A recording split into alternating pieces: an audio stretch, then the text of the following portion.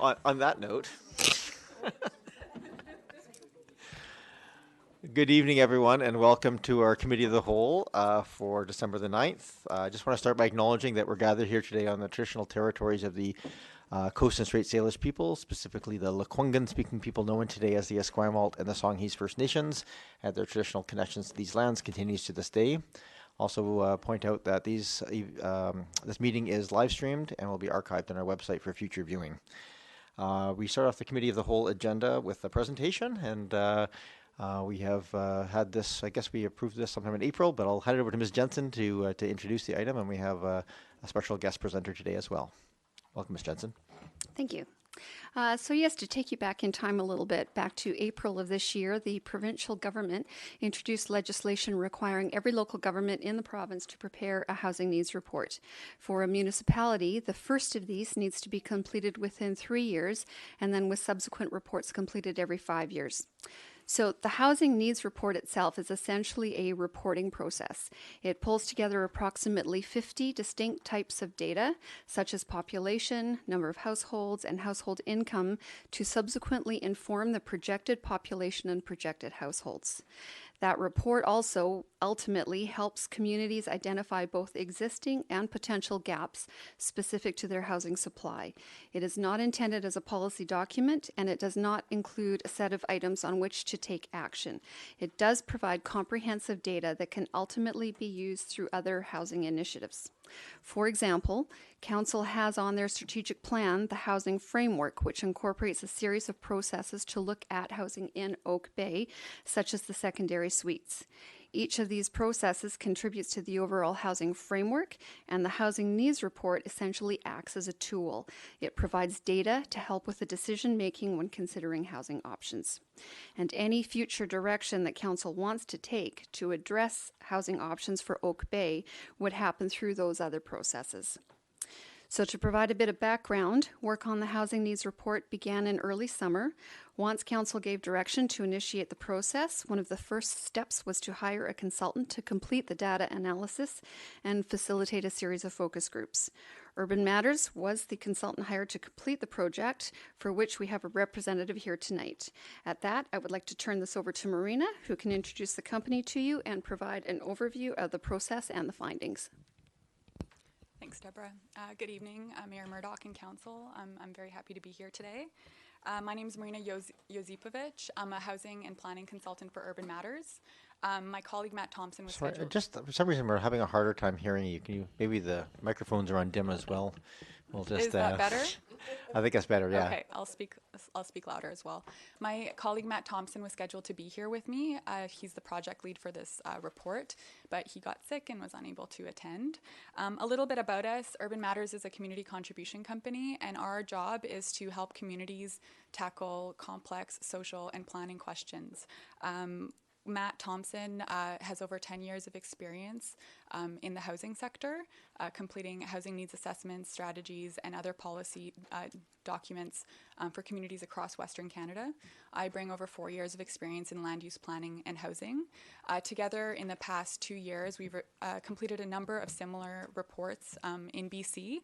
Some examples include housing needs assessments for the Strathcona Regional District, Town of Sydney, City of Chilliwack Seniors Housing Needs Assessment, as well as policy on housing for communities such as Vernon, Kelowna, and Kamloops, among many others. My presentation today will provide just a brief overview of the report that you guys have access to, and a bit about the study process, as well as the role of housing needs reports that are now mandated by the province. I want to just acknowledge that this report was partially funded by the UBCM Housing Needs Reports funding. So across BC, this won't be news to anyone, homeownership is increasingly out of reach for working households, while the rental vacancy rate has declined and rental housing costs have increased. In response to what many are calling a housing crisis, the government of BC introduced legislation requiring local governments to complete housing needs reports. So this report that we're discussing today will fulfill that requirement. The report does not identify, as Deborah mentioned, what the district should do or any policy recommendations. It's just a tool to inform future processes. So communities may use it to update their OCP or zoning bylaws, make changes to the development approvals process, or pursue housing partnerships, among many other actions.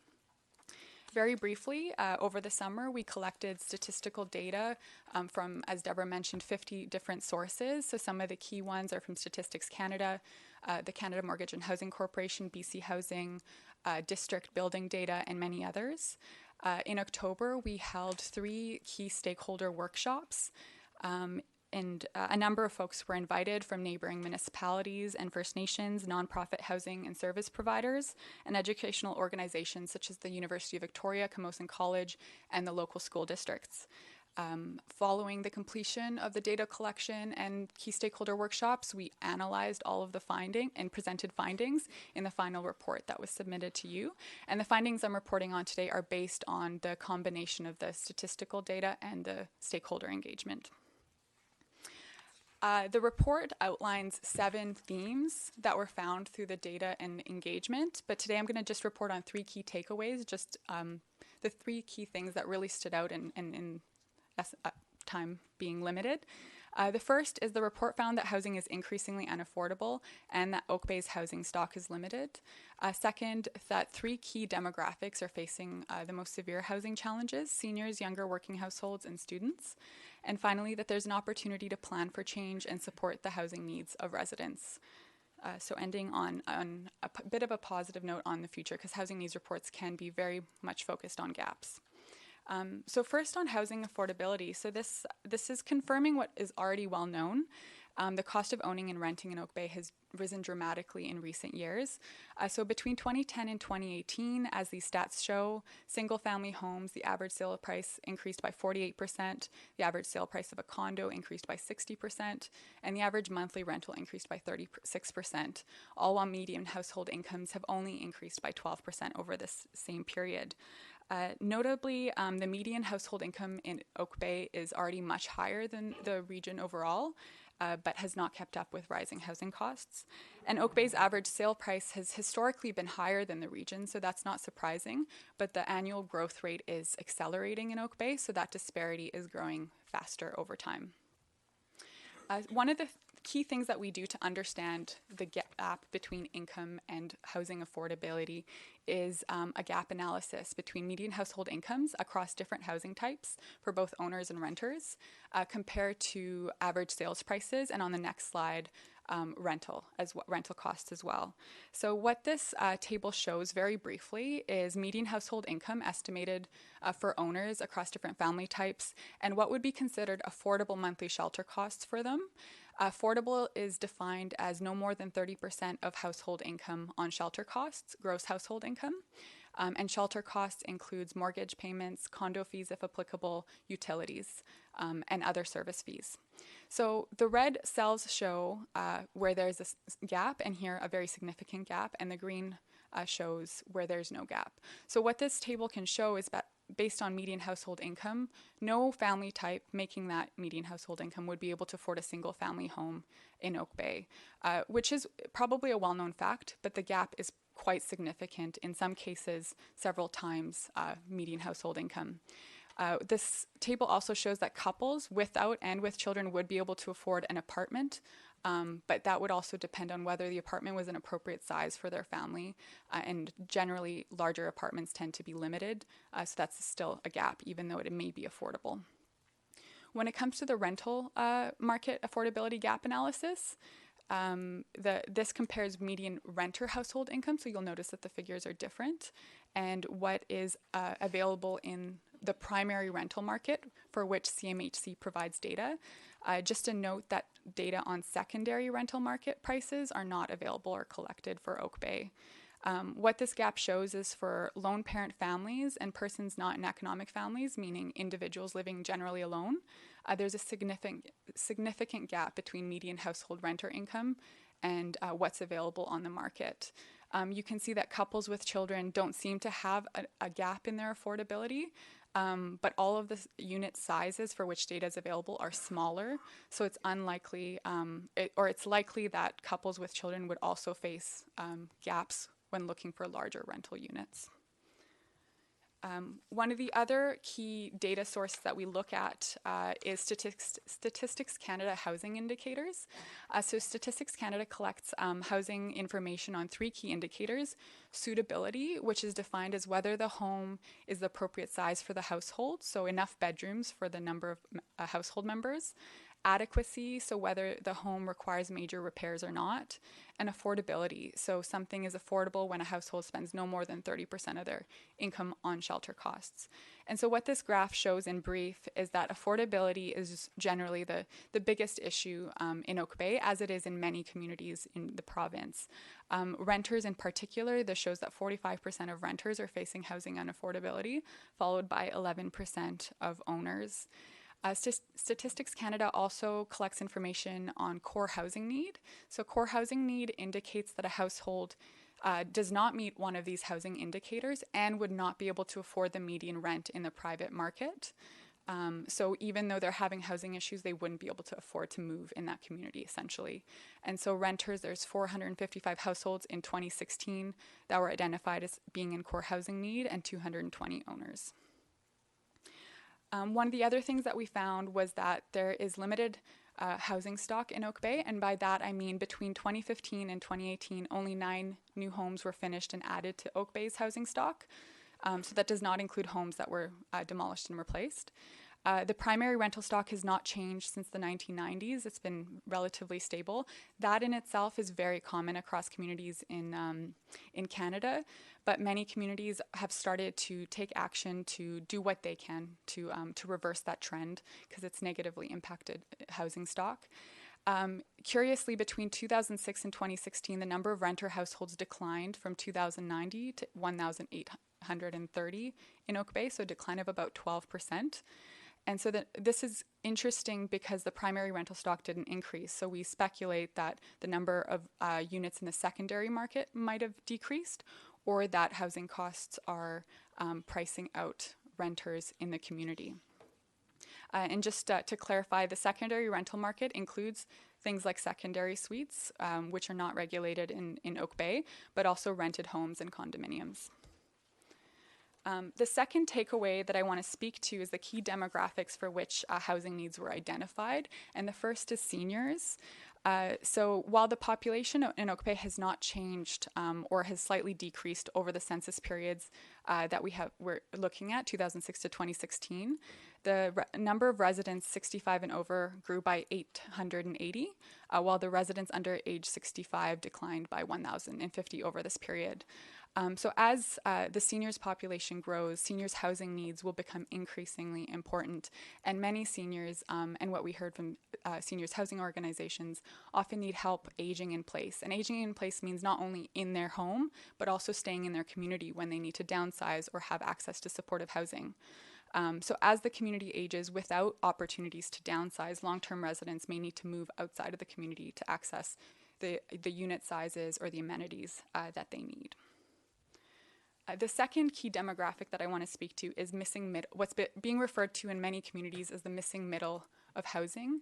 And so what the data showed was that there were few rental or home ownership options for working households in Oak Bay, and younger age groups are decreasing in population, as I just showed in that graph.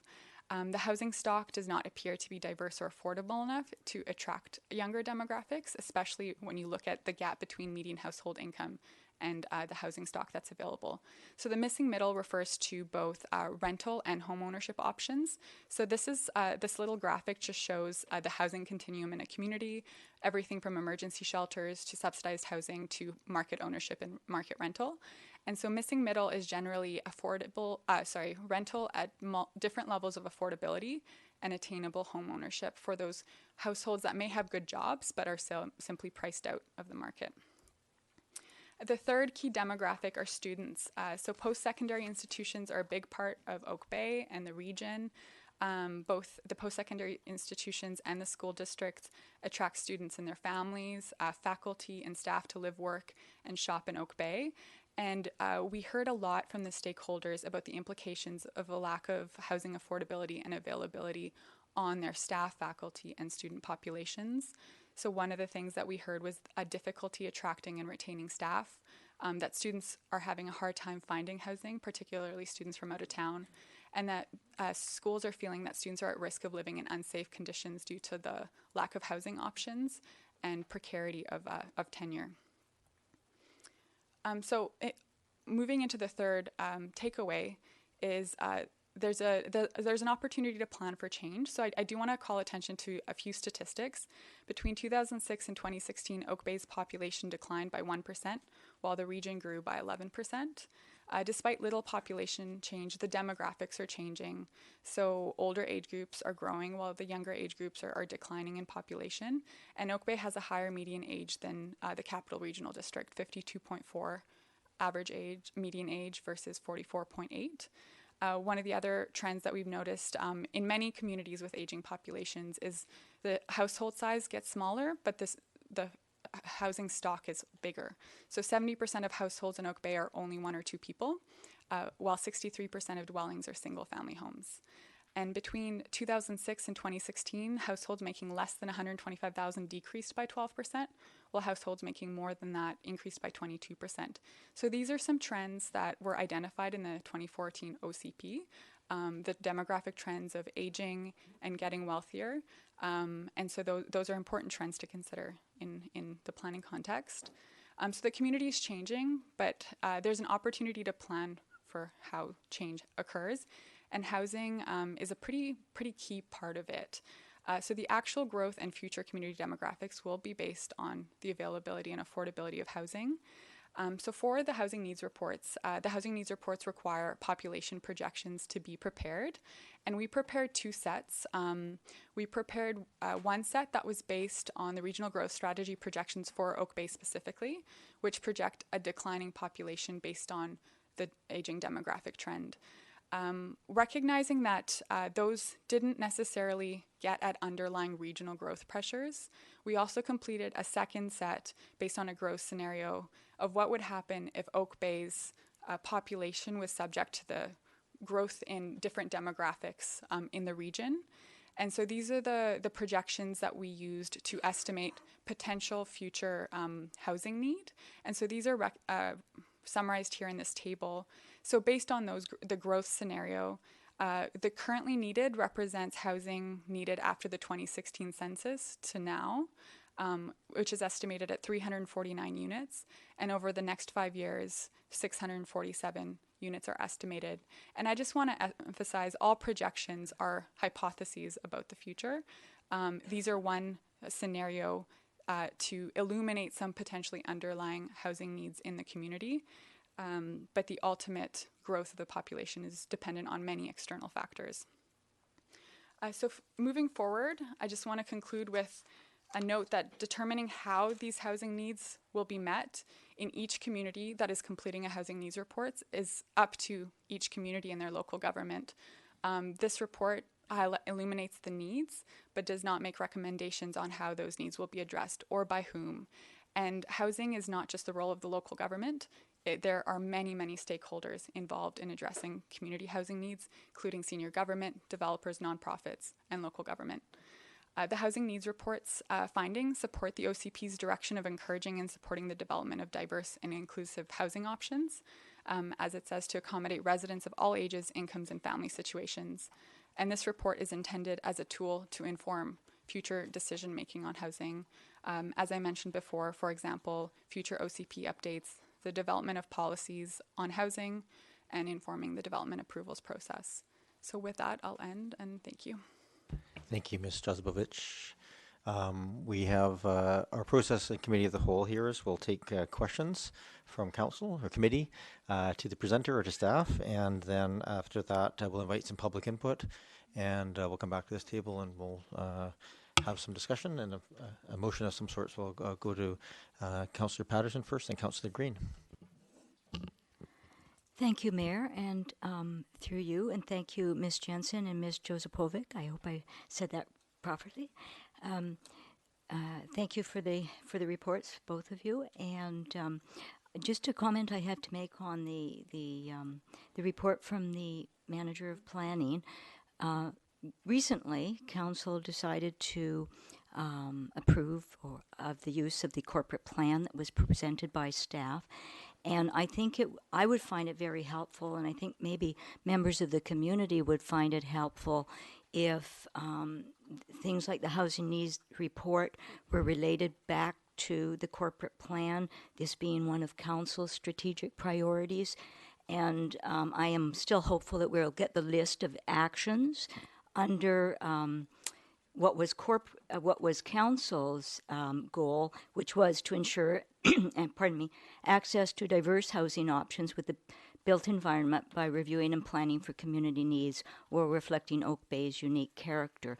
This housing needs report is one component of that, but there are other components that will also go into, from what I understand, the housing framework. And I'm sure Ms. Jensen will correct me if that's a misassumption. But I think that it would be helpful to the community too, as they read it, to understand that this is only a single component and that there are other actions.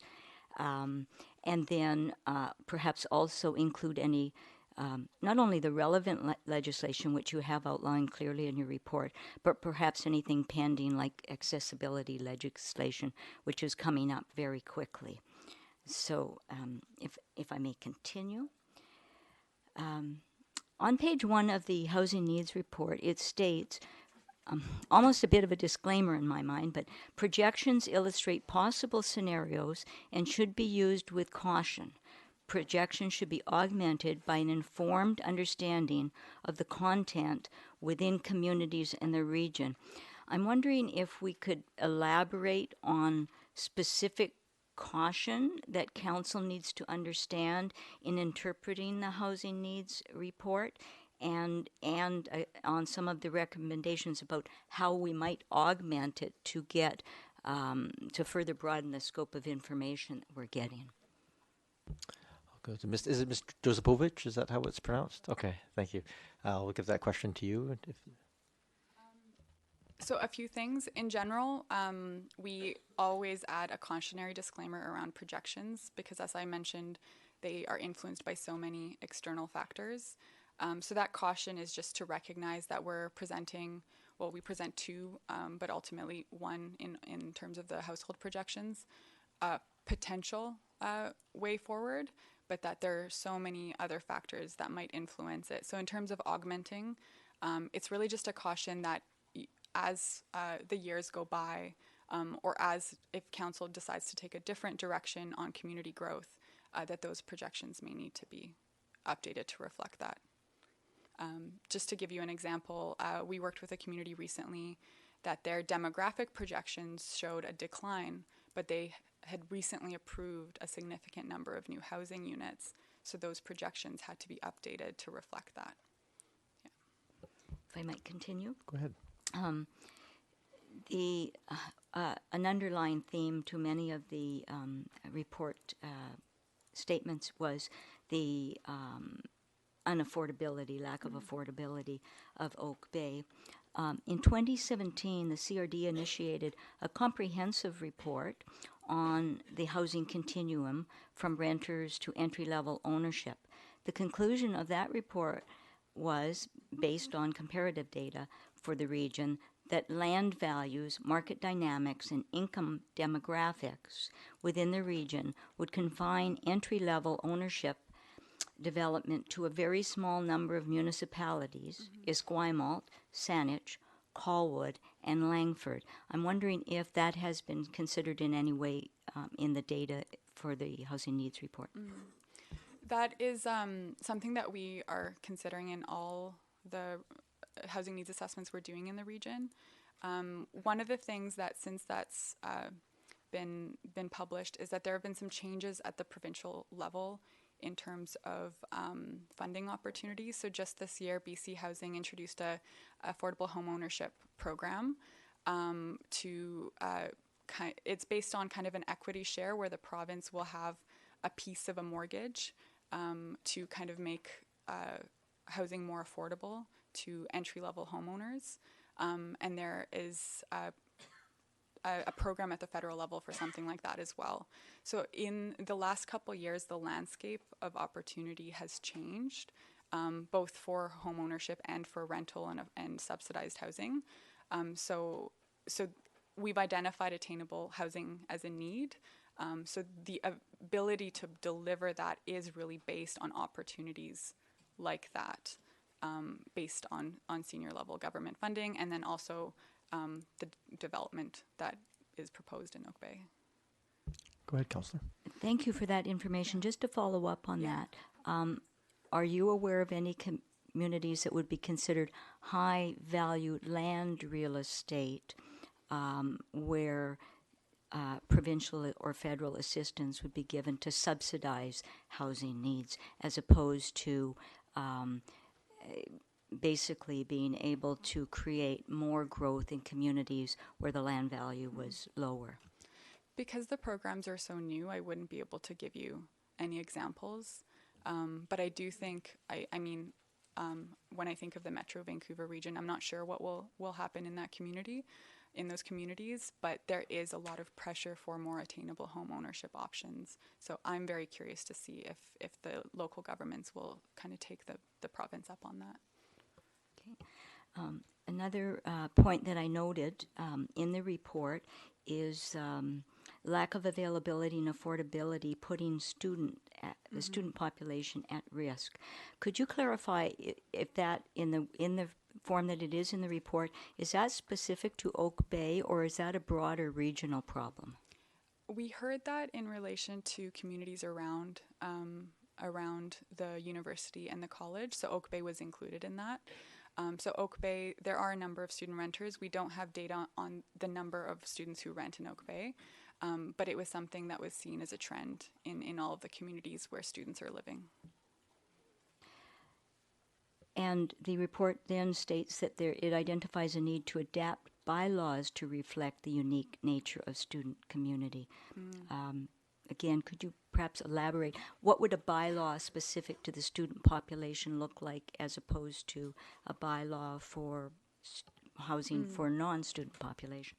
If I may, before you answer that question, I want to also just clarify between where those statements are made, because there's some in the document, there are some that are sort of planning, looking forward, how to deal with these issues, but there's also just reflection of stakeholder comments. Yes. Yeah. So I just want to make clear what we're talking about as a recommendation, or as an observation, or as a reflection of the stakeholder comments. Maybe you can just identify that when you make that response, if you know. Yeah. Go ahead. Thank you. So that was something we heard from post-secondary institutions, and what that is referring to specifically is what we heard is that there's a desire for local governments to recognize that post-secondary institutions aren't like other developers, they aren't like other businesses, that they have a unique nature. So I think the desire from what we heard was for local governments to be more collaborative in the kinds of bylaws that apply when, for example, a college or university is building housing or expanding a facility, to just recognize the unique nature of the institution. Yeah. Thank you. And if I can absolutely keep going, Councillor one Patterson. more question before I'll pass it around to others.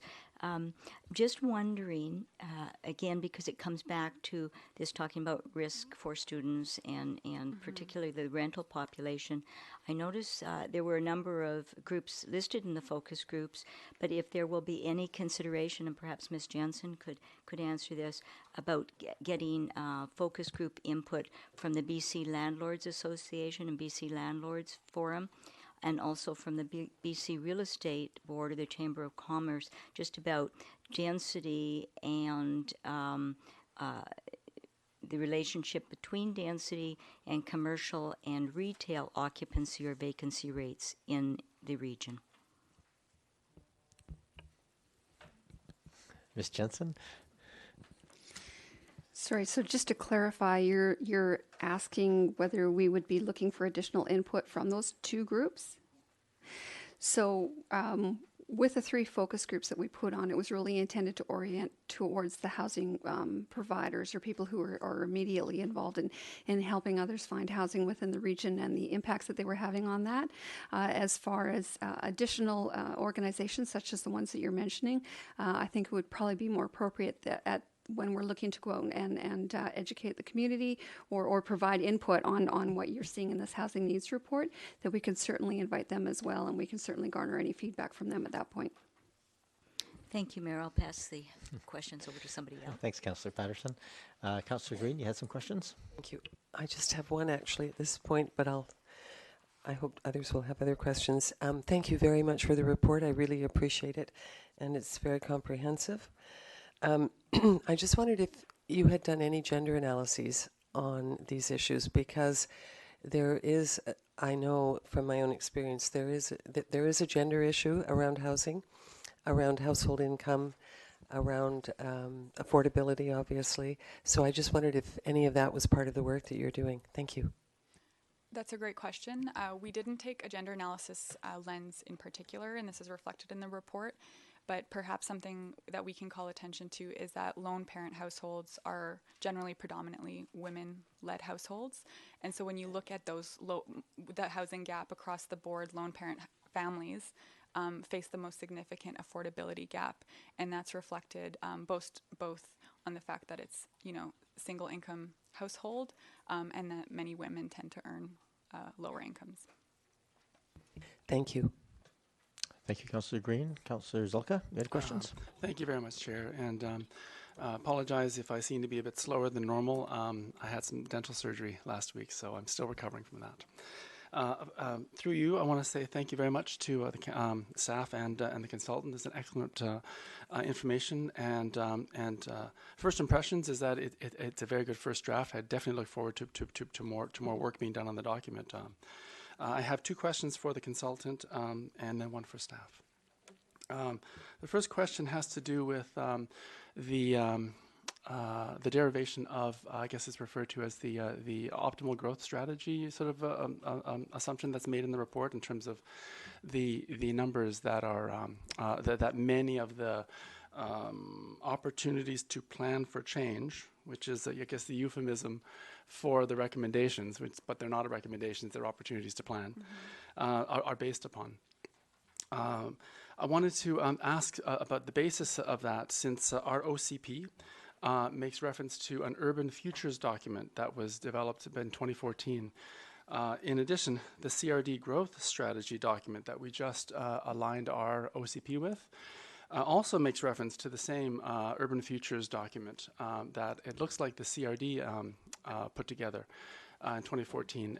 And in that CRD growth strategy document, they were able to break out some numbers that indicate that as of 2038, Oak Bay's population will be reducing by 16%, so a growth rate of minus 16%.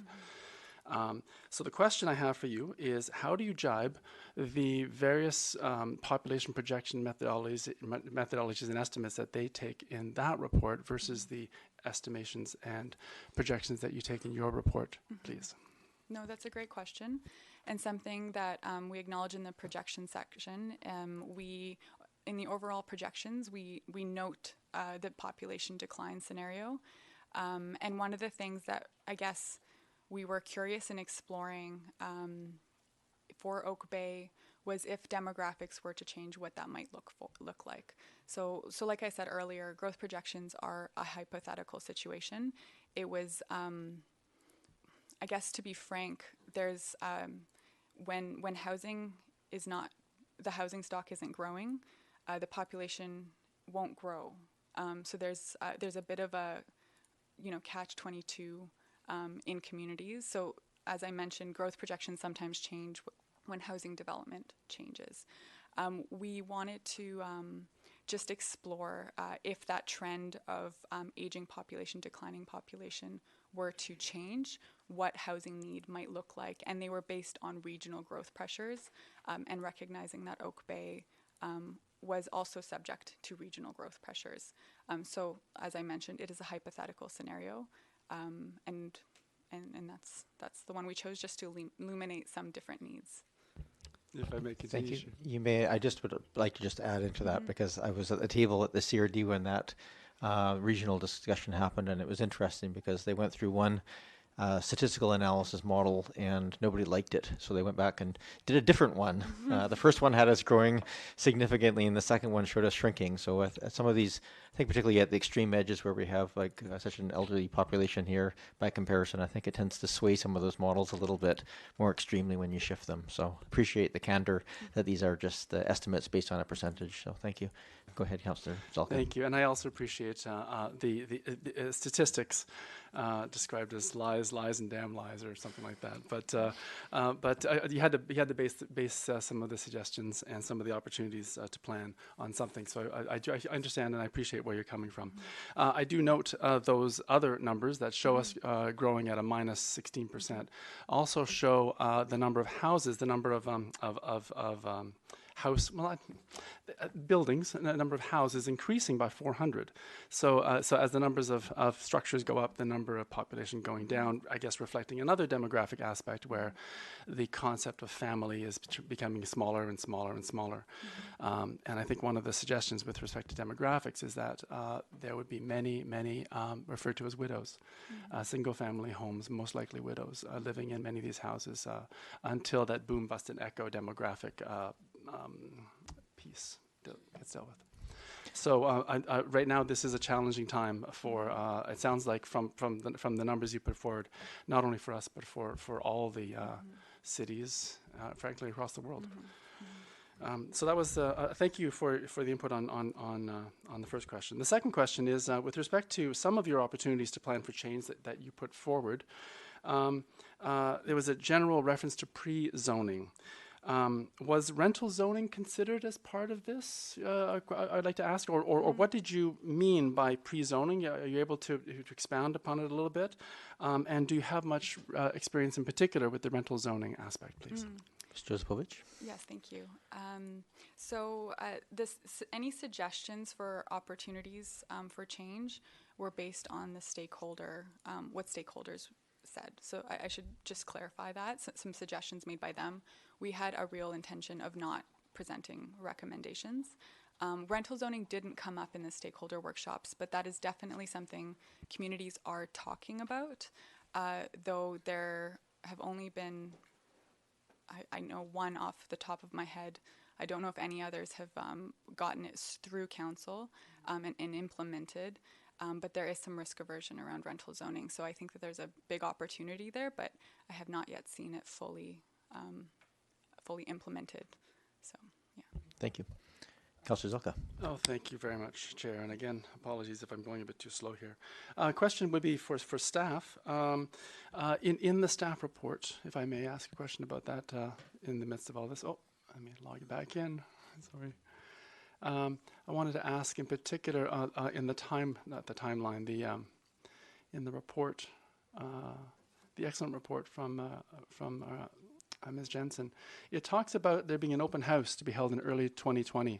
I just want to ask, what is the intention for the open house? Is that where we'll get the final input from the public stakeholders that would then lead to a finalization of this report, or is it just a presentation? What's the intention, please? Yes, Ms. Jensen? Thank you.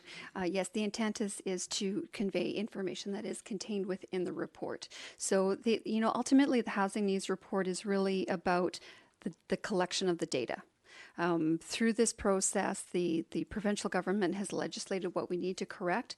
The province essentially provides a package to us for that data, so we can pull that data out, and then it's our job to pull that together and provide the housing needs report to you.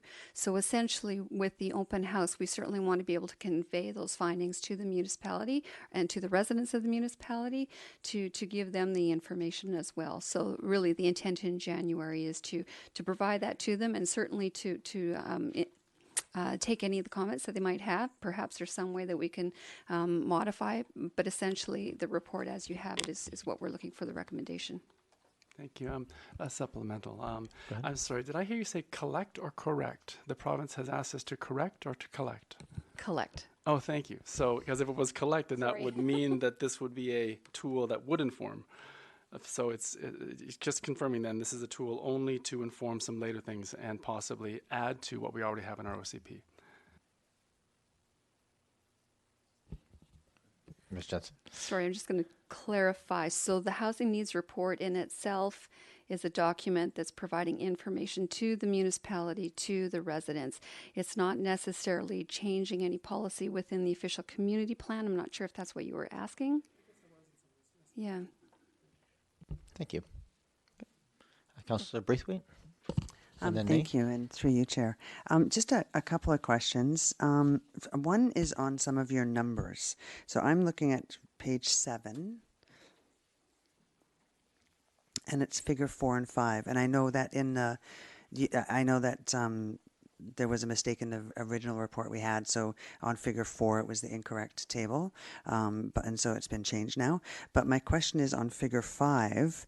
When I look at the owner side, it adds up to 110%. So I'm just wondering how that's perhaps maybe there might be something that you might want to look at there, because I'm pretty sure it should only add up to 100. It might just be an error. That Yeah, we'll I look think into. so. Yeah, just because. And then another question I had was we had some correspondence in regards to some of the definitions that were used and some clarification around definitions in between like household and units. And it said the correspondence said that household and units are used interchangeably throughout the document, and it isn't clear. And I felt that as well, that it wasn't really clear. So I'm wondering if we could have some sort of a definition of what some of those words mean, just to make it clearer for people as they're reading. Yeah, absolutely. Yeah. And then 2 of my other questions were asked already. And then my last question would be, is there a way that you captured how many people are mortgage free within our community and what effect that might have? Actually, I can't recall off the top of my head if we reported on that statistic, but that is something that we can add. And that definitely makes a big difference in the overall housing picture. Yeah, I think it probably would. And I think that you might find that there's a lot of people in Oak Bay who are mortgage free, so that could skew some of the information that's in here as well. And I'll pass it along. Thank you, Chair. Thank you, Councillor Braithwaite. Councillor Ney. Yes, thank you. Through you, Chair. I just want to thank staff and Urban Matters, thank you, for presenting this report. I find it very useful, and it really validates in many ways the impressions that we've had about the trends that have been unfolding in our community and the needs that have been expressed by our community in terms of how they're struggling around their housing. So it's nice both to get the data and also the informants that you tapped into, and that data also validates what your key stakeholders are telling you as well. So I much appreciate that. And thanks to staff for getting the grant from UBCM. That was a nice little piece. So my question really is to staff, and it's just going to pick up on Councillor Zelka. I'm just wondering, Ms. Jensen, if you I do understand this is data and it's intended to inform any future policy that this council may develop around our housing framework. I'm just, in addition to the public presentation, how exactly do you see us using this document to inform that framework? I'm just wondering if you could just flesh this out a little bit more detail for us. Ms. Jensen. Thank you. So the province has requirements that once council has received the report, we have to make that publicly available to the community. So, for example, we'll be posting it on the website. Anybody who wants to obtain the data in the report will be able to easily access it. So that information, again, is sitting there that will likely be very useful to staff, to council, to the community as we move forward on a range of items, which can cover anything from one applicant coming in and proposing to do something with housing in the community, that then both staff and council can consider that in anticipation of the application, right into the housing framework, where now as we're looking at things like secondary suites, as we're looking at things like infill in the neighborhoods or densities within the village areas themselves, what are we looking for and how is that being accommodated? So how many units do we potentially want to see within the next 5 years? What are the scale of the units that we need to be looking at to accommodate some of the data that's contained in the report in terms of unit sizes? So there's a number of different ways that we can use it, and much will hinge on the specific topic area at the time. Just through you, Mayor, just to build on that, in terms of, I do understand the requirement by the province to make sure our public sees this report, and given what you've just explained will happen as we move forward towards the framework, do you see the need to do more public engagement with the community around what this report is conveying? Do you see any value in that as we move forward? I think if I maybe go back to our initial statements, this report is really containing the data. It's based on the data that's provided by the province, by whether it's StatsCan or whether it's CMHC. They provided the data for us to look at, which meets the legislation. I think where the valuable part comes in is as we move forward on these other processes as part of the housing framework, that we have that data available to us, which then the community can also be using as we have that conversation with them. Because I really speaking to, there's numerous places in the report where the consultant says that we will, as we move forward, we will need to be ensuring that our community is educated about this. So you're seeing it's just a report that will continue to inform the policy as it unfolds. Yeah, okay, thank you. Councillor Green? Yes, thank you, and through you, Mayor. Ms. Jensen, do we have the ability to update the data as we go along? And I only say that because much of the data is based on 2016 census data and so on. I suspect there have been some significant changes in our community over the last 4 years in particular. Will we have an ability to update that data as we move forward? Thank you. Ms. Jensen? Yeah, so one of the requirements through this process is that we actually do have to provide a summary report to the province as to what those numbers are. So they will have that on record. That's absolutely required. We can probably do some minor amendments over the years, but again, keeping in mind that we will be required to update this every 5 years. So you will receive updates as we move forward. And just a secondary question, thank you, related to that. And what about the official community plan?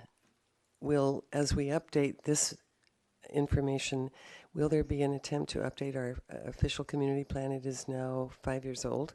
It will be 6 years old in June of this coming year. So I just wonder if we need to also bring it forward in terms of current and relevant information.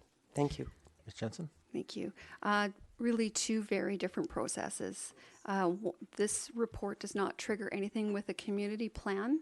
What it does do is if council at some point wants to move forward with amending the community plan, and particularly any policies around mapping designations for residential housing or changing any policies around affordable housing, at that point in time, we would have to consider the content of the housing needs report in terms of changing those policies. Thank you. Thank you, Councillor Appleton. Thank you, Your Worship. And through you, I've also extend my thanks for a very comprehensive report. It represents, I think, as Councillor Ney alluded to, a strong validation to what I think a lot of people are observing in the community, and certainly a wake-up call for us as a collective and for us as a community as to how the community reflects the region as a whole. I have two questions. One is sort of more specific in nature and one maybe more broad. As you're aware, we're dealing with the development of a secondary suites policy, and the report refers in a number of different locations to the difficulty of collecting and properly sort of pinning down the number of secondary suites. So because the community is talking about this right now, I was wondering whether you might be able to elaborate and just provide a little bit more context on the difficulty of finding data on secondary suites and where that information is generally drawn from, how I guess we could be more precise in our assessment of how many secondary suites are in the community, given they're not currently legal in the form that they often take. I might also just ask Ms. Jensen to answer the question, because we do have a process largely most of the way through in terms of a secondary suite study, and some of that data is coming through that process in a more detailed fashion, I understand. So maybe I'll ask Ms. Jensen to answer the question first, and if there's anything else that you want to add, we can do that. Part one of two. Part one of two. As from a staff level, what we know is a lot of our data is collected from BC Assessment. So we do have some preliminary findings, as we hear, I'm going to call it hearsay at the counter when we're talking to people, so that we know that we know suites are out there. In terms of a number, much of the information that we glean is coming from BC Assessment. That in itself is not perfect, but based on that, we know that there are about 500 suites out in the community. Can I add to that? Do you have anything else to add in terms of the process of getting to those numbers? Yeah, so BC Assessment does, where possible, collect information, and so that was pulled for the secondary suite study. One of the things that we did in this report was, for 2016, we looked at total renter households minus purpose-built rental units. It's an estimate, but just to start to get at that number of how many households are renting in the secondary market. It doesn't tell us how they're renting, whether they're renting a whole house, a secondary suite, or a condo. It just tells us what that might be. And in 2016, it was approximately 750 households. The other thing that doesn't tell us is how many units might be rented as short-term rentals. So I don't remember the number off the top of my head, but we did 120. We did have that in the report. So that was, I think, peak summer, how many units were listed on Airbnb and one other. Yes. Thank you very much. Continue. Thank you, Your Worship, and through you. I would. I have a question to what extent these types of reports and the demographic projections that are contained in them they probably don't at this time, but feel free to correct me. But over time, to what extent they're going to represent or to include data on displaced people. It is inevitable that the Greater Victoria region will start seeing the impacts of internationally displaced people displaced within the continent. And I think it's something that people need to be paying attention to. And when we talk about equitability and inclusiveness for the community, this is an important piece. So I'd just like to ask that question about to what extent that's included in projections. The timeline on this particular report may be a little bit too confined to include that sort of thing, but maybe just a broader comment on how those things will be starting to be reflected. Mr. Hovich? Thank you. Can I just clarify, do you mean the number of people displaced by housing affordability and availability, or international migration and refugees? The latter, although I would also comment, sorry if you've now generated a comment, but I would say that I appreciate, I'm specifically referring to the latter, but I would also take the opportunity to say homelessness is dealt with briefly in the report, and I think that it's alluded to that homelessness is a regional issue. I would be remiss if I did not take the opportunity to make the point that homelessness through the Greater Victoria region is driven by housing affordability overall. And so it is inaccurate to say that that Oak Bay does not have a direct impact on homelessness in the Greater Victoria region. So that's just my editorial comment, but in terms of my question, it's the latter as far as internationally displaced people. Thank you. Mr. Zapovich, go ahead. Thank you. So that's a really good point. As the requirements currently stand, we don't go into the impact on internationally displaced people, and even one can say nationally when we think of natural disasters and other things. But I will say one of the things that we do pull from is we look at the number of people that moved into Oak Bay and where they're moving from. So we do have some stats on that. But as you might have noticed, the number of movers, as they're called, in Oak Bay is generally lower than the region overall in terms of the proportion of the population. So we have some stats, but they're definitely not as in-depth. And I would argue that would also be, those are regional trends. So refugees and other displaced persons generally go where there is housing. And so that can be difficult to capture in one community. Thank you. Again, I have Councillor Braithwaite and Councillor Patterson for a second time. Thank you. Just two things that came up from that conversation, if I might, through you, Chair. Number one is, when you talk about the secondary suites and the short-term rentals, you said there was about 750 secondary suites and about 120 short-term rentals. Is that the 120 within that 750, or is that in addition to? So based on the estimates of renter households, we estimate there's about 750 renter households renting long-term in the secondary market. So not just secondary suites. So I just want to clarify that. The 120 short-term rentals generally wouldn't be included in that, because generally they wouldn't be available for long-term rental. Okay, thank you. And then my other question is, and perhaps this might go through staff, when is this actual report due? And if you've said this already, I apologize. But when is it actually due that we have to give this to, I guess, report back to UBCM is what we would have to do? Ms. Jensen? Thank you. From a legislative point of view, this report has to be complete within 3 years of the legislation coming into effect. So as of last April, 3 years.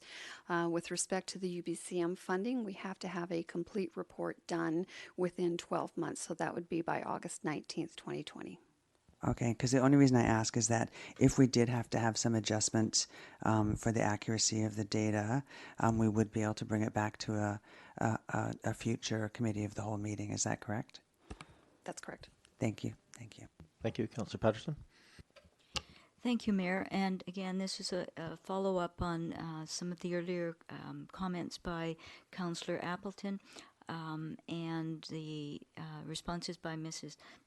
Josipovic on the difficulty in obtaining information, sometimes on the secondary suites and short-term rentals.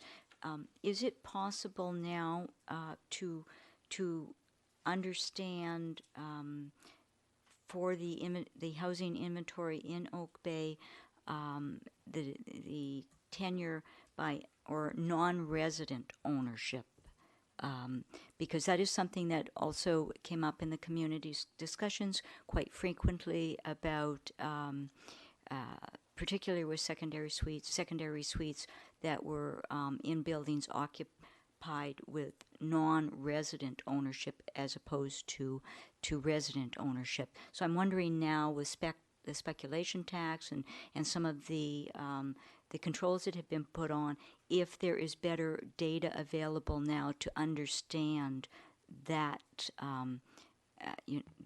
what the ratio of non-resident ownership is in the community for things like housing or condominiums, that type of thing.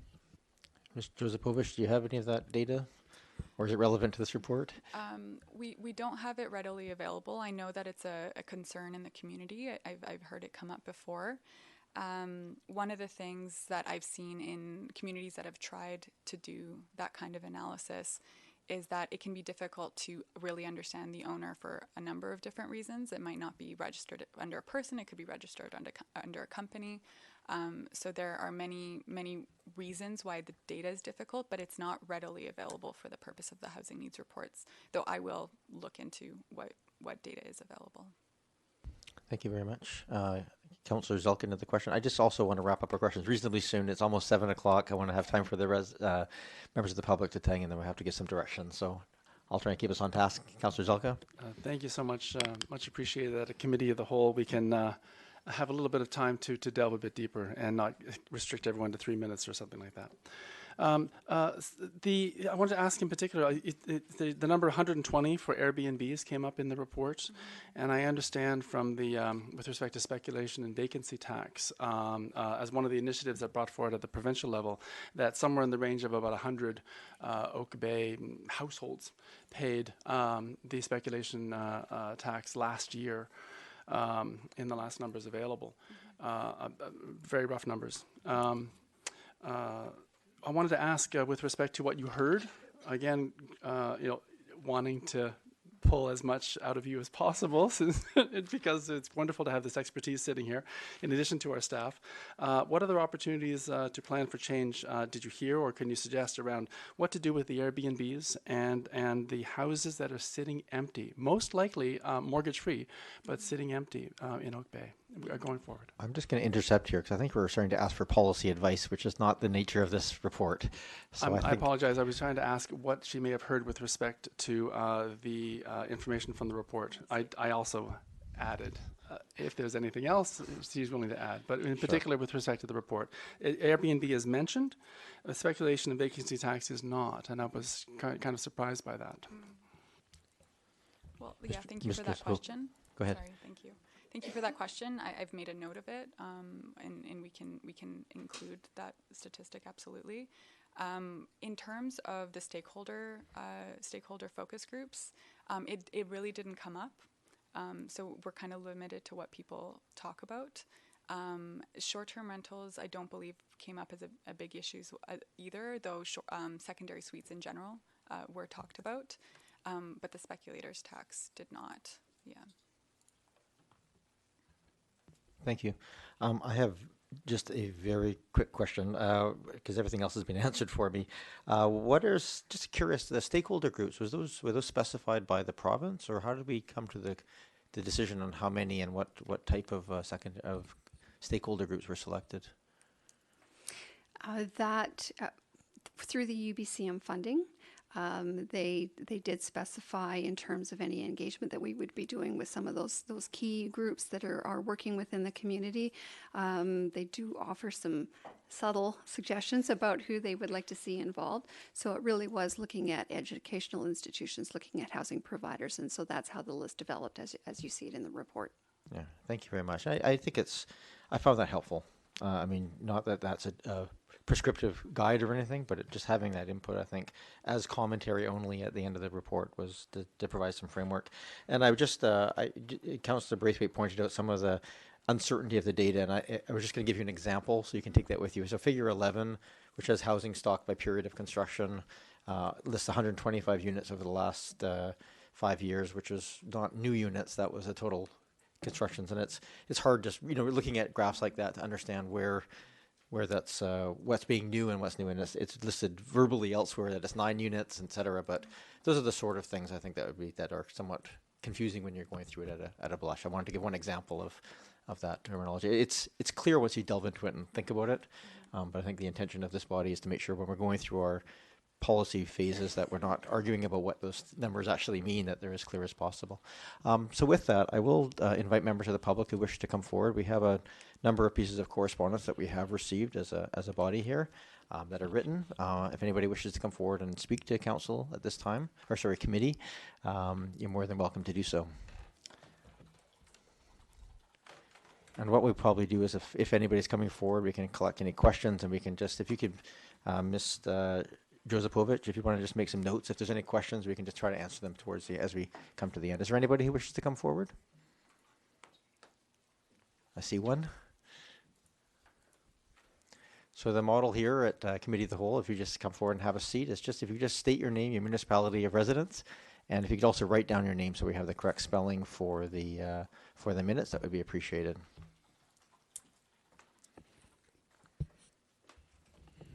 Thank you. My name is Patricia Lane. I'm an Oak Bay resident. I want to say how relieved I am to see the report. It reflects, I would say it reflects the bright side of what the experience of myself and my neighbors is. I think the numbers in terms of housing need are low. I think that the reality is probably that the numbers are much higher. And the last discussion about how you track second suites would be an example of that. This council needs to know there's a climate of fear in this community about second suites, and nobody's going to be talking, if they can avoid it, about the second suites that they have, because second suites are not legal, and the tenor of staff and this council is to crack down on them. So that's the word that's out in the community. So you might not like that, but that's what I'm hearing. I think there are two reasons to accelerate the paying attention to this document. One is that housing affordability is a climate issue, and we only have 10 years. And the second reason is that second suites are an economic driver in Oak Bay, and council should accelerate the stock to amplify this. I just want to point out that in the North Shore of Vancouver, when there's an extreme weather event, the hospital goes on alarm, on red alert, because they don't have staff. The staff who work at the hospital, the Lionsgate Hospital, can't afford to live in that community. So when they can't get there, they can't serve the people who live there. Climate resilience is a really, really important piece of climate adaptation. And the people who look after our seniors to help them age in place need to be able to live here if they're going to be able to do that in extreme weather, or their kids. So if our children can't live in this community either, then people who are aging in place are really hooped. The second thing is that as people have to travel further, they use more carbon emissions. So it's a very important piece of the climate puzzle. Very rudimentary numbers.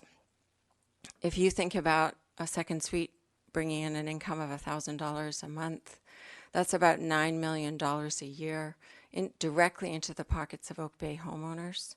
And if you assume that 1/3 of the income of that household goes to rent, the other 2/3 are being spent on living, that's bringing in about $30 million a year into this community, which is being spent mostly in this community.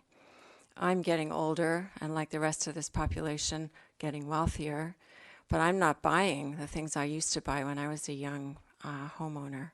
So I don't need more shoes, I don't need more clothes, I don't need more furniture.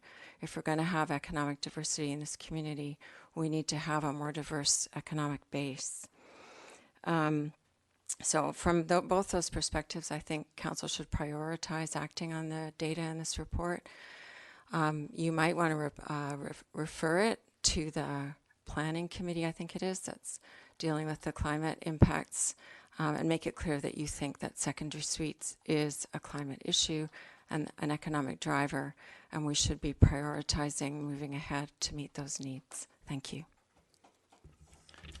Thank you, Ms. Lane. Anybody else wish to come forward and address council?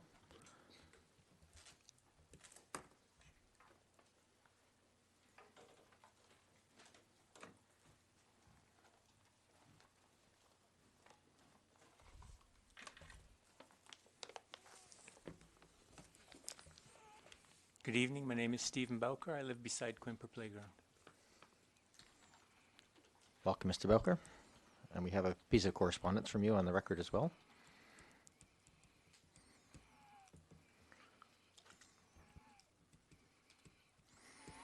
Just a word to the home audience that my correspondence is 7 pages long, and 6 of it are recommendations of how to improve this document, and they're very meaty. I'm not going to speak to them.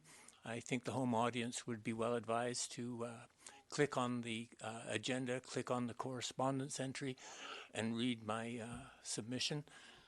Certainly, anybody who has an interest in the future of Oak Bay should read my section D regarding Oak Bay statistics and demographic realities, and section F regarding the huge challenge this community faces over the overaged apartment buildings.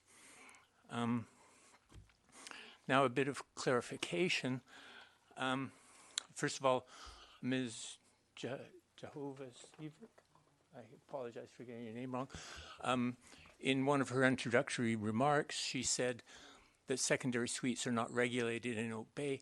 In actual fact, secondary suites have been regulated in Oak Bay since the 1940s. So just to clear that up.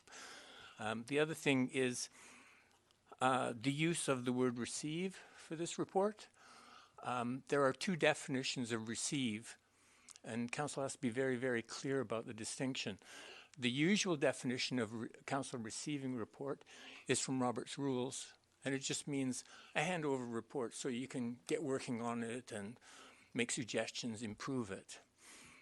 This is the legally binding document. It's legislated by the province. It's legislated by the Local Government Act, and under that act, receive has a special meaning. If you receive this report, it means you approve it as a final document. It means that you certify it as being complete and accurate and ready for the use of other levels of government and their agencies. So be very, very careful when you use the word receive. Okay? I make a recommendation in my submission on the first page, and it's just that this report needs more work, and so I'd like to see it postponed. I'd also, in that recommendation, suggest there needs to be a public engagement process, and by this I don't mean a meeting. For working on complex documents like this, meetings do not suffice. You need written submissions, as my written submission was sent in, to bring the public's views. We have a very intelligent public in Oak Bay. That's one of our demographics. We have a lot of people who have worked at all levels of government, professionals and service providers at all levels. These people all have things to say, and these are good things that they can say. And a lot of them are now retired, so they have the time to say it. You need that information. The other thing I would like to say is noticeable by the absence is an appendix or a separate document that is supposed to accompany this report, which is the formal document, the structured document which is legally required in a provincial,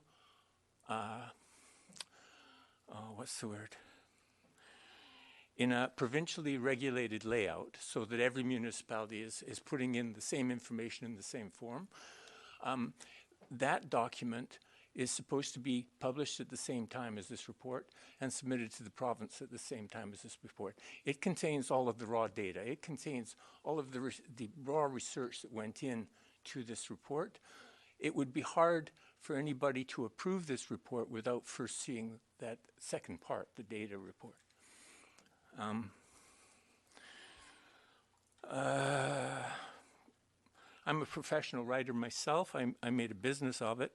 While reading this report, my professional intuition was that the target of the project team is to meet the basic provincial requirements for such reports, rather than to treat the legal requirements as just the starting point for creating a robust report which will serve the community well for the next 5 years. And I believe the project team must be encouraged to aim beyond the letter of the law and embrace the spirit of this new legislation. Does anybody have any questions? Thank you, Mr. Belker. Thank you.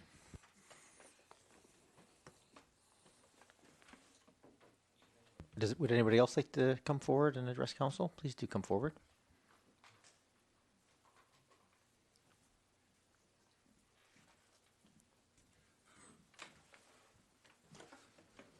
Mr. Mayor, Council, my name is Peter de Groot. I'm the president of the North Oak Bay Community Association. I have read the executive summary that was attached to the agenda of this meeting. I presume it was this meeting. And I heard the mention earlier of stakeholders, and in the report it recommended one open house. It said an open house be held. I would like to suggest that you have at least 3 open houses and that one of them be held in North Oak Bay. And the North Oak Bay Community Association would be pleased to promote an open house meeting like that. That's it. Thank you. Thank you very much. Can you write your name down as well so we have the correct spelling? Would anybody else wish to come forward and address council at this time? I'll call one more time if anybody wishes to come forward.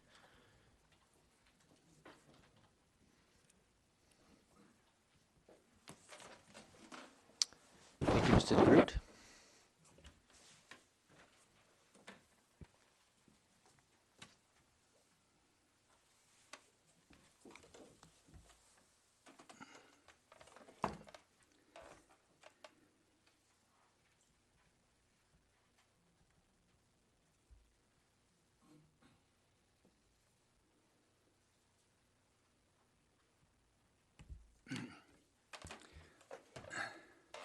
Could just make a couple of quick points to start. Sorry, and can you that just is state your that- name and municipality, sorry, sir? Anthony Mears, Oak Bay. Thank you. So the second part that the last speaker talked about was asks for community engagement.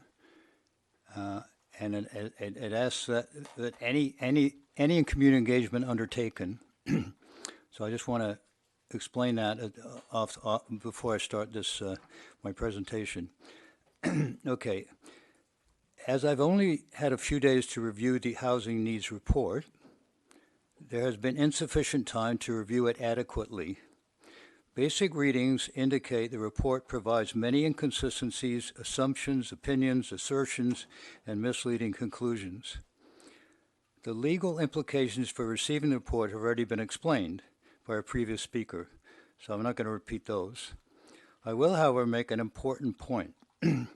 The Housing Needs Report indicates that 3 stakeholder meetings were held on October 22nd, 2019. I cannot recall seeing any announcement of these advertised meetings, so it appears they were held out of public view. The stakeholder meeting participants mainly represented organizations from out of Oak Bay. However, the Housing Needs Study calls the workshops civic engagement. The origin of the word civic means citizen. Although residents of Oak Bay will be mostly affected by the Housing Needs Report, the District of Oak Bay did not consider me, along with citizens of my community, either stakeholders or citizens. It did not include me in the development of the Housing Needs Report. The district's vision statement states, Oak Bay residents are active contributors in local decision-making, working collaboratively with municipal council and staff. However, although resident input is not mentioned, 9 pages of the report, almost 25%, that is not data, it's opinion, is devoted to input from outside group representatives. It may be that staff may say the OCP represents Oak Bay resident input, but as has been pointed out, the document is 5 years old and now must be updated, so therefore it cannot be considered current community input. This Housing Needs Report in its present form is unacceptable and certainly should not be received by council at this time. Thank you. Thank you, Mr. Mears. Does anybody else wish to come forward?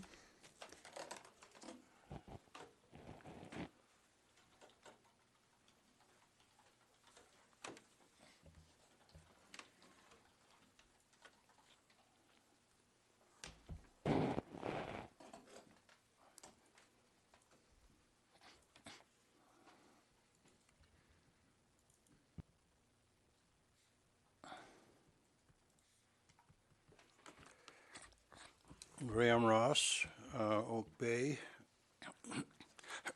I don't have a fleshed out presentation. I've just put together a few what I'm calling short snappers. I felt that this report seems to have been issued in a hurry before being proofread.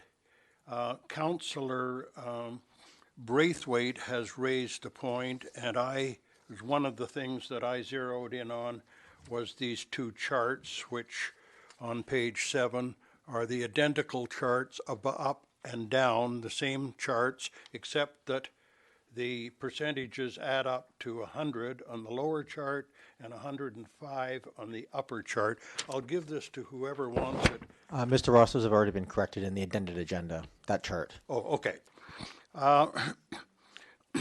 The report appears to be a regurgitation of easily available government statistics with not a lot of Oak Bay specific material. It's true that there were focus groups, but they didn't seem to be for residents. And as a resident, I'm kind of interested in what's going on. There are a lot of bright, catchy pictures, but short on much needed meat. Urban Matters, which appears to be a spin-off from Urban Systems. Urban Systems is a member of the Urban Development Institute, which is a huge development lobby group. So I checked into Urban Matters, and it was quite interesting. They have 5 principles of Urban Matters, and they are located in Fort McMurray, Calgary, Fort St. John, Edmonton, and Vancouver. 4 are engineers and at least 2 of them from the University of Calgary. The connection to the needs of Oak Bay, for me, is a bit tenuous with these people being spread out, several of them in the north. So my question, which I think you might want to ask, is how did Oak Bay decide to retain this group? So those are the points that I'm making for your consideration. Thank you, Mr. Ross. Anyone else wish to come forward?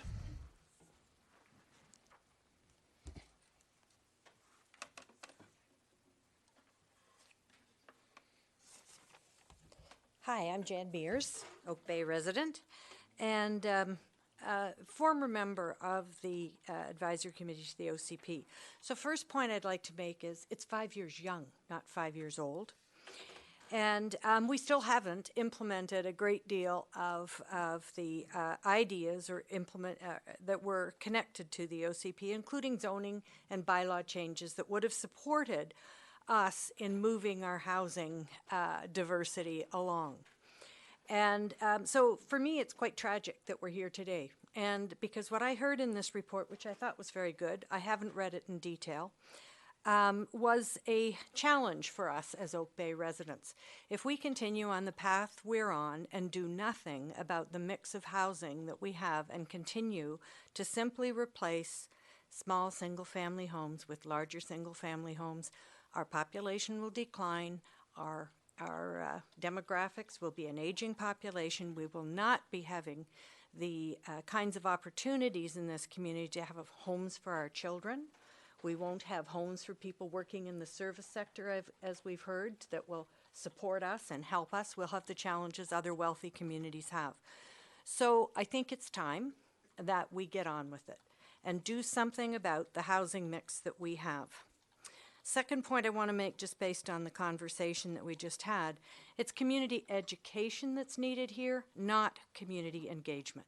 This report should be taken out into the community, because I think the data is compelling and interesting, and we should have some discussions about what we look like as a community so that people have a factual basis to have these conversations. This has been lacking since the time of the OCP, and I urge us to get on with doing some community education and not have, with all due respect to my colleagues in the retiree cohort, have us analyze these reports to death. We do have time on our hands, and we can nitpick a report to death, and I think that's not helpful in this community at this time. And my third comment is I do think that this report, if all of the things I heard in these other comments still has some nits and gnats, should go to the APC.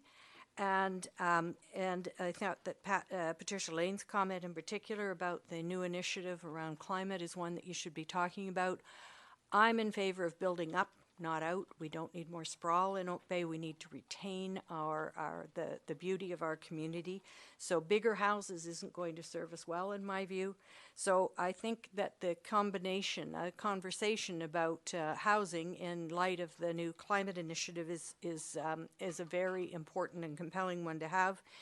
And finally, I want to compliment Councillor Green on making the point about gender analysis. I know too many older women living in large houses in this community who want to move, who want to stay where their community is with the friends they've made over time.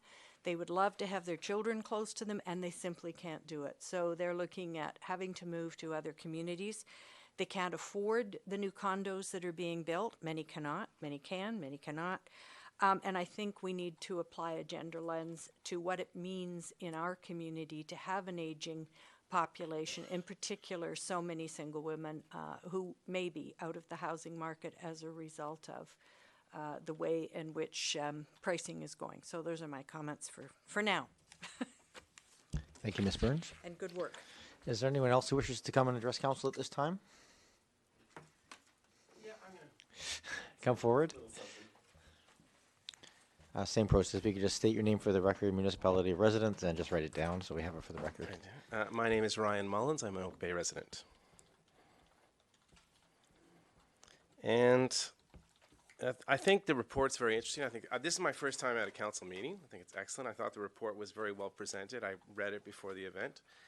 And we're facing a very large issue that everyone, like the CRD, and never mind the province, but listening to the comments and thinking about how we go about things, I feel like we're in the first class section of a plane, and there's a tweed curtain separating us from the rest of the residents of the plane, but they're all on the same plane with us. And I'm referencing that there is a homelessness crisis. We don't see it so much here, but you feel it when you walk around downtown Victoria, a city that we're very much a part of, that people work in and cross that border on a daily basis. So I think as a community with great capacity, experience, money, we have to take leadership. And on dealing with this issue, not just within our borders. And I think that right now I've come in and talked to Mayor Murdoch. There's tremendous investment going on by the BC government in housing, creating supportive housing, dealing with different levels of housing issues.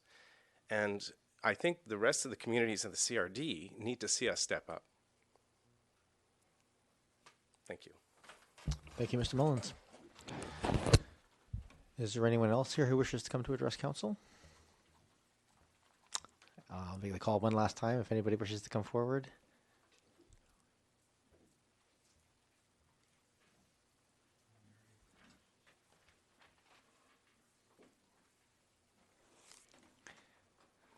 Hello, my name is Mary Douglas Hunt, and I wasn't planning on saying anything tonight, but I have a few comments. I think most of council has heard these before.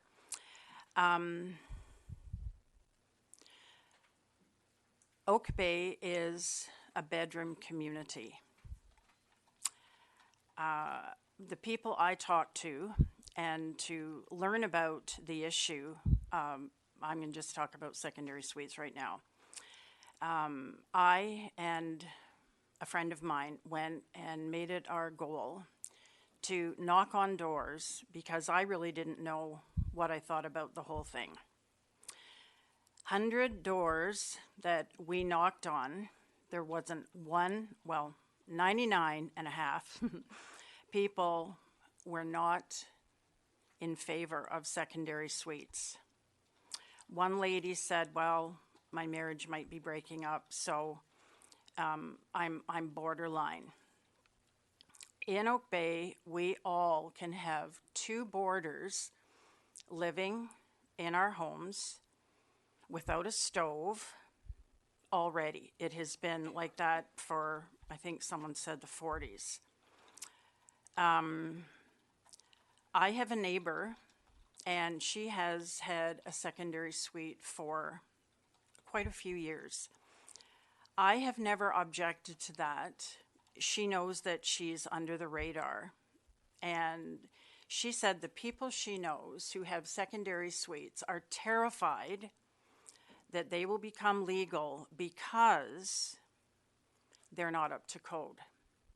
So to get their suites up to code is going to be thousands of dollars.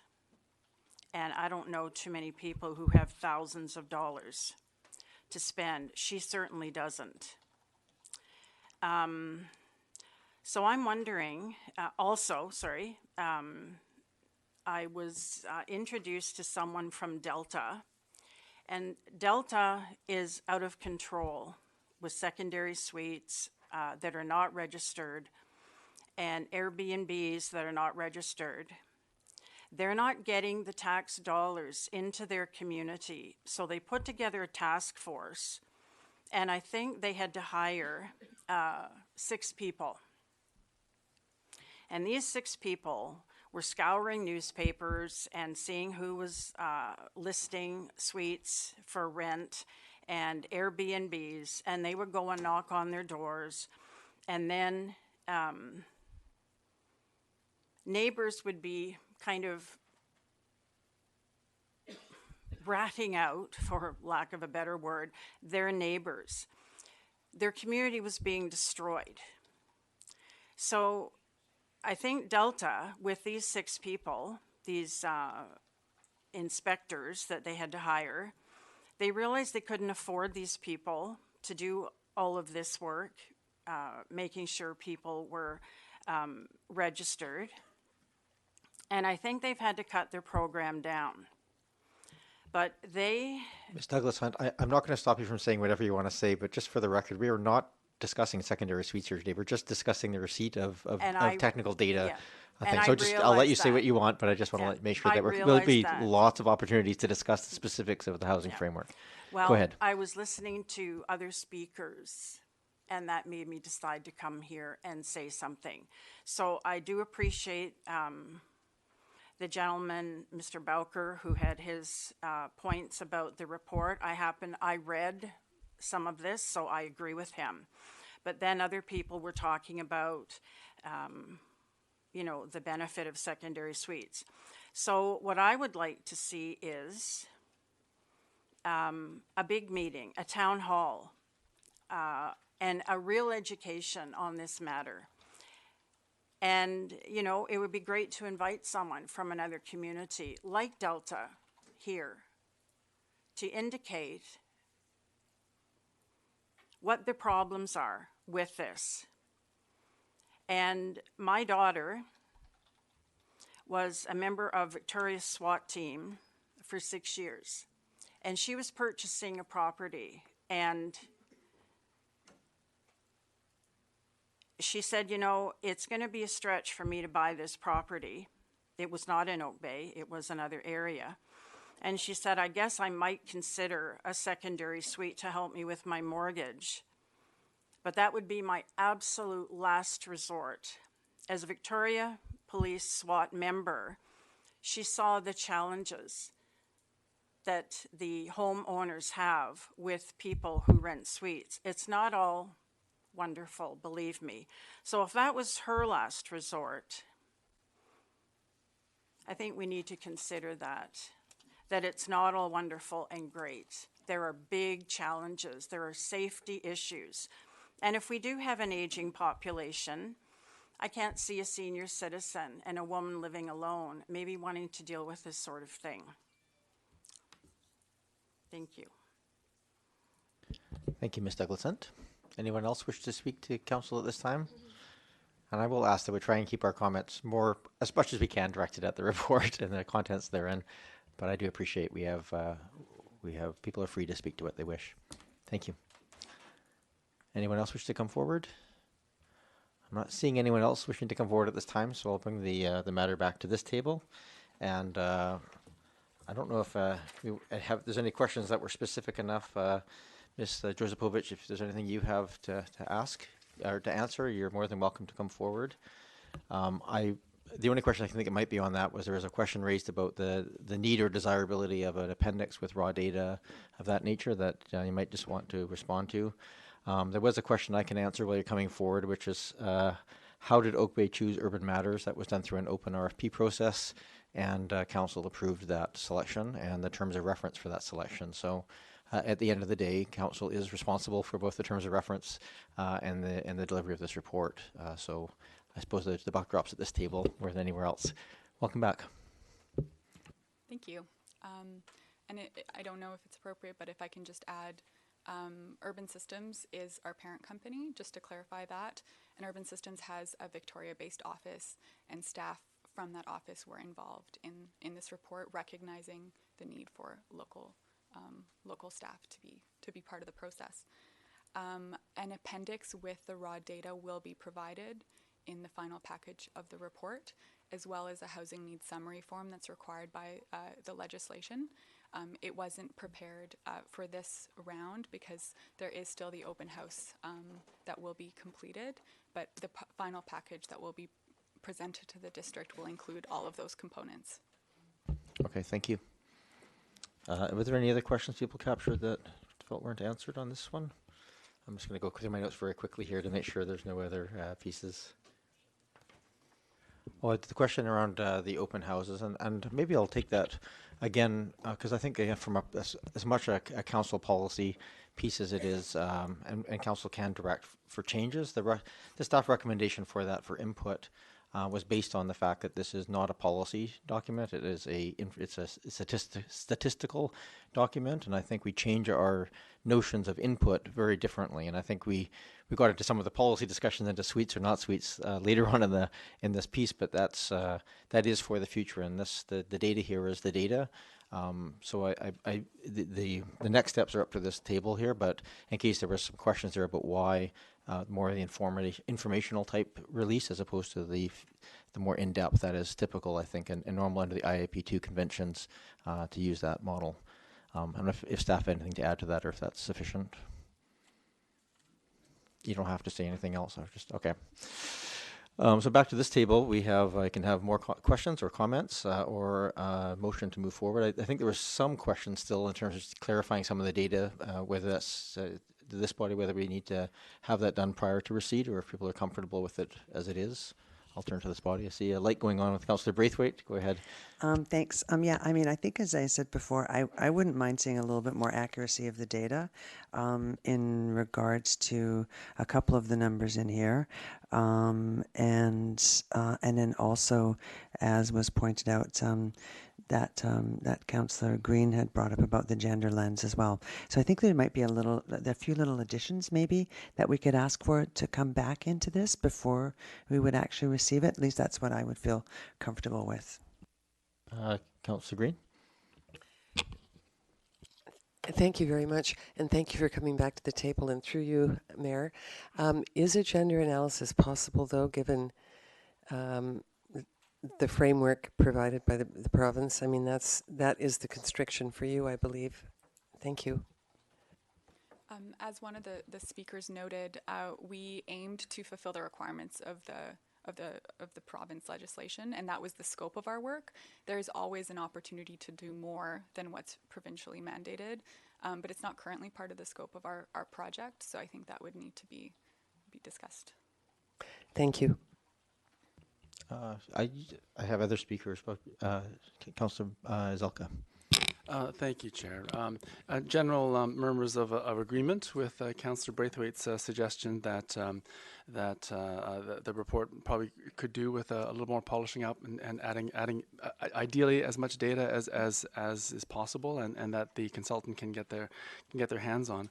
I also rather like the idea that was brought forward by members of the public in terms of referring it to the Advisory Planning Commission to provide their perspective and reflection on some of the statistical assumptions made within the report.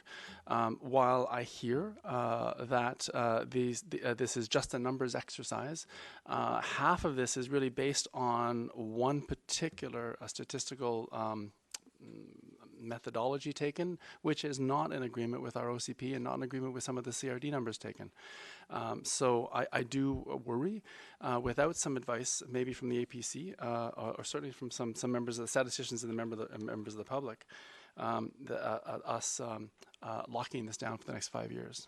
So I would definitely would maybe consider a referral to the APC in addition to hoping that when this finally comes back for receipt, not only receipt through the Robert's Rules of Order, but receipt through the actual legislation, that we can actually see what the raw data looks like. Could I ask a question through you to Of course, Councillor Zelka, go ahead. Thank you. The question I have is I'm looking at the actual form in the regulations called the Key Indicators and the Housing Needs Report Summary Form, which I think is the actual legislative form that captures all of this data. And I noticed that question number 2 says, please briefly summarize the following. Question number 2, any community consultation undertaken during the development of the Housing Needs Report? I note question 3 talks about local government, health authorities, province, federal government, and other agencies. Question 4 talks about engagement with First Nations. So many of the engagement work that was done already and captured in the report, I presume, would be for those later questions. What would you imagine would be going into this question number 2 in terms of describing the community consultation, please? Go ahead. That will be the open house. That's what's been currently scoped. The open house that's scheduled for 2020? Yes. So then what I'm hearing said is that that open house will be an opportunity for the public to provide input during the development of the Housing Needs Report. Is that what I'm hearing? Ms. Jensen? Thank you. If I may, the primary intent of an open house to be scheduled in January is to inform the community, is to provide them with the data that's been collected as part of this technical document. That doesn't mean that we wouldn't take comments back from them. We're certainly not going to just give them the information and leave them hanging, so to speak. It really is still to have a discussion, and that's what would be incorporated into that section. I take heart in your comments. It sounds like this is still a living document, and there's still opportunities for adjustments to occur. And at the open house, it sounds like there still will be an opportunity for some data, especially if it's patently obvious that something's missing or something was maybe forgotten or missed, that some numbers could be updated. It sounds like that's possible. Is that true? Ms. Johnson? Yeah, if I may, any comments that we get from the community residents are going to be very similar to the type of conversation or comments that we receive as a result of the focus groups. As far as the data is concerned, for the scope of this project and for the budget that was attributed to this project, it really is very specific to meeting the needs of the Housing Needs Report as it's set out in the legislation. So collecting those 50 distinct types of data that were provided by the province. Thank you. Just a final point, if Go I may. ahead. And I apologize. It is hard for me sometimes to put my thoughts together, but I'm doing the best I can. I thank staff for that answer, and I would still be very interested in hearing from the Advisory Planning Commission with respect to their mandate to reflect upon the assumptions made, since half of the numbers that are going to be on this document are based upon statistical assumptions that I worry that in light of Airbnb, in light of speculation tax, in light of all the changes that have occurred since 2014, these numbers will be used from a planning perspective going forward, even though they claim it's just a numbers exercise. So I worry about that. I just wanted to put that out there. Thank you. Councillor Braithwaite, you wanted to speak again? Yes, thank you. Through you, Chair, I just wanted to say that another thing that I would like to see added in would be some definitions as far as some of the terminology that's used. I'm just going to look for a motion here from somebody so we can speak to the motion and get through this, because we do have to move on to other business. I'm going to move the staff recommendation to accept the Housing Needs Report. To refer to council. To refer to council, thank you. Mover? Don't have a seconder on that? No? Can I get another motion? I would like to move that we return the report to staff to have a little bit more accuracy of data and definitions added into the report before it comes back to a future committee of the whole meeting. There's a motion. And I'd be fine to consider. I just need a seconder if someone Second. is willing to. Okay, moved and seconded. I just want to make sure that referral back is clear enough in terms of what we're asking for, because there's clarity of data and definitions. Is that sufficient from both the staff and the consultant side to bring something else back?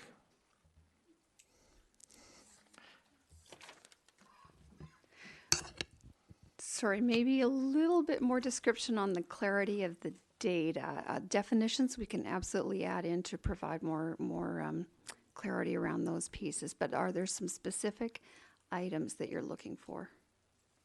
If I might, through you, Chair, specifically on page 7, one of the charts there, and I think the mayor also pointed out something on page 11, was it? Figure 11. There was an error in that figure as well. And then I would be interested to hear if anybody else around the table had caught on into anything else. For clarity, figure 11 was not an error. It was just the way that the data was laid out, it was not entirely clear. So I think the general request is just to make sure that when it's being read that the terminology is clear and that the data is clear. And I would probably add to that the data is clear between what is sort of the prefix. Actually, I think that the prefix and the projections are sufficiently separated, not to worry about. Ms. Varela, is there anything else you wanted to add to that? No, Your Worship. I was Okay, just confirming with the corporate officer that we were going to review for mathematical accuracy, add in the definitions, and review the figures for accuracy. Okay, thank you. So I have a mover and a seconder. Mover's spoken. Anything else to add? Seconder, I'll go to you, and then I'll take out the comments. Thank you very much, Chair. I appreciate the open-ended aspect of the motion, and I would hope that it wouldn't come back to committee of the whole until after the public have had a chance, maybe in the open house, leaving that up to staff to try and ideally a schedule in such a way that the public feels included in this and feel like they have an opportunity to provide some sort of input. I would hate for this to come back to council and we find the public is not supporting us on this. So public engagement is absolutely very important for me on this one. And it could be done through the APC, could be ideally through the open house, but I preferably would have that opportunity for input so that question 2 can be filled out in such a way that the community consultation aspect, any community consultation undertaken during development of the housing needs report can be answered thoroughly. Thank you. Thank you. Any other discussion? Councillor Green? Yes, thank you. And through you to Ms. Jensen. Ms. Jensen, just 3 points. What are the budget and staff capacity issues if we return the report for further work? And I don't disagree with that proposal, but I think we need to be aware of the capacity and budget issues beyond, if the consultant's going beyond the original terms of reference. Excuse me. Excuse me, I'm suffering from a cold. And secondly, the possibility of referring this also to the APC, and because it has to do with housing form and type and data around those issues, would it be also possible to refer it to the Heritage Commission, which also touches on housing and land use? So those are just questions for you, and I appreciate your input. Thank you. So the first part of the question was around what's contained within the scope of the terms of reference and what would trigger additional costs, I guess. Yeah. So the budget that was laid out for the UBCM funding, and that's the $30,000 grant that we received, is fairly tight in terms of what was expected in terms of consultation, data analysis, public open house. Part of that is funded by UBCM and part of that is funded by the district. So we had to be very clear about who was paying for what, essentially. Now, having received that grant, so long as we meet all of the conditions of the UBCM grant, there would technically be a reduction in the original allocation of funding that council attributed to this project, which was $50,000. So there is, you could argue that there are some additional funds sitting there, but we would have to look at staff resources. We would have to look at the ability to undertake additional works for the consultant and what their resources might be as well to pull in some of those other pieces.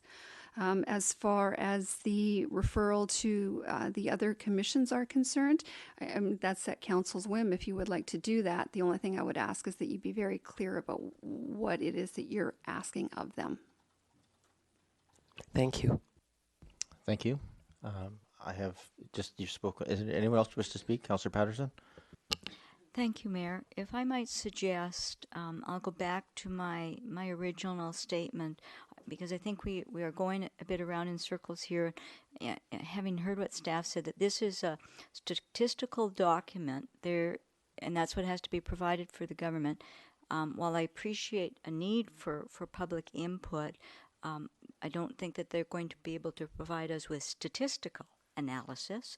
And as I said in my first statement, if there was more clarity in the report about how this document fits into the broader framework of a housing framework, and all of the actions that are going to be taken in the process to support us getting to that housing framework, it might give greater clarity for consideration by the public, for the APC or whatever groups, because there will be more steps in this sequence that will go into broadening out that information. And I think it's very difficult for us to look at this in isolation, because we're trying to push it into that broader perspective without really having that in front of us to consider all of the other actions that are going to be done to support this. So that's my suggestion.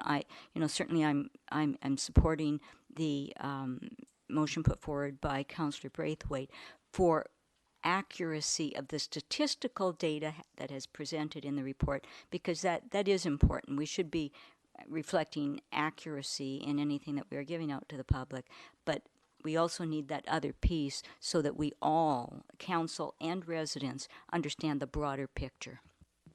Thank you, Councillor Green. Then Councillor Zelka, we're speaking to the motion. Thank you, and I should clarify my comments around the referrals to the APC and Heritage Commission. I'm thinking for information only. Thank you. Thank you, Councillor Green. Councillor Zelka. Thank you, Chair. I hear the comments around the table, and I think it might be useful if we actually did refer this to the APC before it came back to the Committee of the Whole. And I wanted to propose an amendment to the motion that that be so, that it be referred to, that after staff has finished, that it goes to APC and then back to, and then to Committee of the Whole. So I'll just ask in your motion that you be clear what you're referring it for comment, for analysis? To provide the advice as per the advisory aspect with respect to their terms of use, terms of reference, with respect to land use, community planning, and potential proposed bylaws that will result as a result of this, or effects to the proposed bylaws. In other words, everything within their terms of reference. A resource that I will point out we've rarely used, so I would like to actually use them. Well, let's see if there's a seconder for that. No, I don't think there was. So we'll back to the main motion here at hand. Yes, Councillor Braithwaite. Thanks. I just want to make a comment through you to Ms. Jensen. I'm just on your comment about how it might increase in cost if we send it back. Surely we should have an expectation that if the data contained within the report is inaccurate, that the consultant would fix that with no charge. Should we not? Or Ms. Jensen, yeah, I think that's understood. Yeah, no, that's correct. It was more to the point if we were looking for any additions to it or additional in the way of consultation. Thank you so much. Thank you. Councillor Appleton. Thank you, Your Worship. Further to that question, and with respect to the motion that's on the table, I would expect that the consultant would be ready to would have within their scope of work to address any issues, corrections, or those types of things that were necessary in any case. So would it not be possible to receive the report as it is with the understanding that the consultant would correct any administrative calculation or whatever errors that were identified in any case? So my question is, does this actually have to be referred to staff to be referred back to committee of the whole, or would those corrections just be part of in scope as part of the original contract? I think it's really our choice in terms of what process we wish to use here. We could, the motion on the table is to refer it back to a future committee of the whole with those changes. The only other option I could see that would be coming back to referring it to a future council meeting and bypassing the next committee of the whole process. But it's in this table right now, so I think probably we would typically refer it once it's sort of adopted by this body, had the changes worked out, and then moved over. Councillor Zelka. Thank you very much, Chair. So with respect to the motion, the question was asked was if we did refer it back to staff, what are some of the things we'd like to see changed? The submissions from Sultanum and from Bowker had some excellent suggestions in there that I would like to then pass on through this process to the consultant for those to be considered as well, at least reviewed for applicability to the report.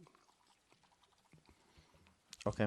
I mean, I'm going to go on a limb here and think that the staff will work with a consultant to look at all the correspondence. If there's things and pieces of the advice they can incorporate, they will, and if they can't, they won't, and it'll come back to this table for consideration. Any other comments? Councillor Green?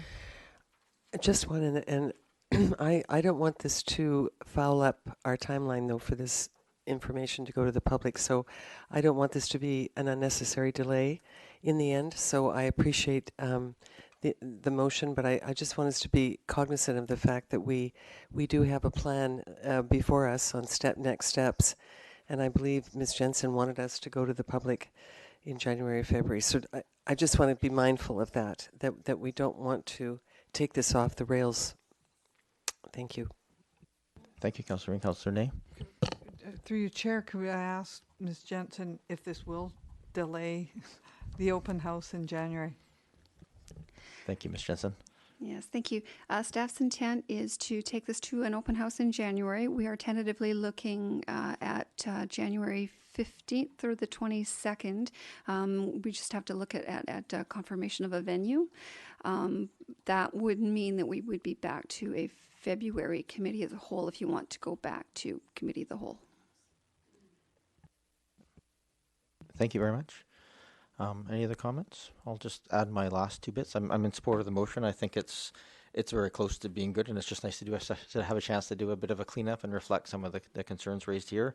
I also want to just remind all of council that we have a tight timeline. We have 3 years to get through this data collection, the very fulsome public engagement that we're going to look at the various housing options, distill those down, and then try and get to some sort of framework for this housing to guide the direction going forward. So I'm very supportive of this moving forward. I appreciate the timelines that have been set out there, and I'm looking forward very much to getting to what I think people want to talk about, which is not the statistics, but the actual the options that we have in front of us as a community and where we're going to go forward. So, and I can assure everyone that there will be lots of opportunities for that conversation to happen as we're moving forward. So with that, I will call the question. All those in favor? Opposed? None opposed. Thank you very much. That was a little longer than I was hoping for, but it went well. Thank you very much for your time. And we'll move through the next items carefully, but with expedition. Item number 2 on our agenda is the Development Permit Application for 1280 Newport Avenue. Ms. Jensen, I'm assuming that you're speaking to this again? Again. Thank you. This application relates to the form and character of a multifamily building located at 1280 Newport Avenue.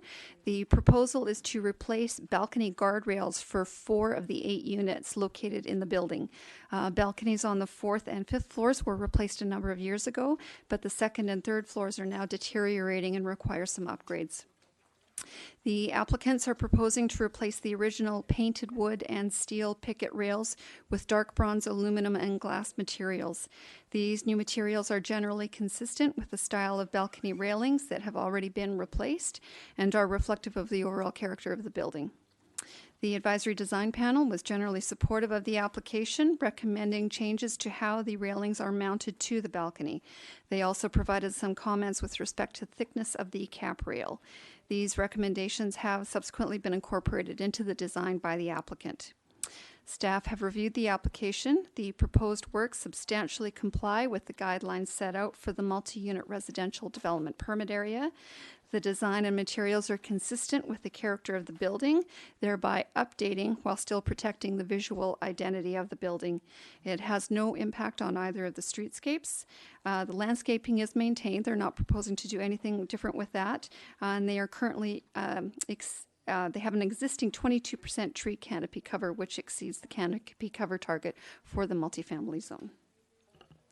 Thank you, Ms. Jensen. Is the applicant here for 1280 Newport? I don't know that we need to have you come forward unless there's questions for you. Is there any questions of the committee for the applicant? Councillor Patterson? I was going to just move approval. You're allowed to move the recommendation. Yeah, I will move approval of Development Permit DP000027 for 1280. Second. Newport I'll Avenue. second. Moved and seconded. This is a recommendation to council, which we're having a council meeting following this to do the approvals, but we're recommending to ourselves approval. Any discussion? Oh, I do. You're right. I have to go to the public. Thank you. Oh, so bad. Is there anyone from the public who wishes to speak to this application at 1280 Newport?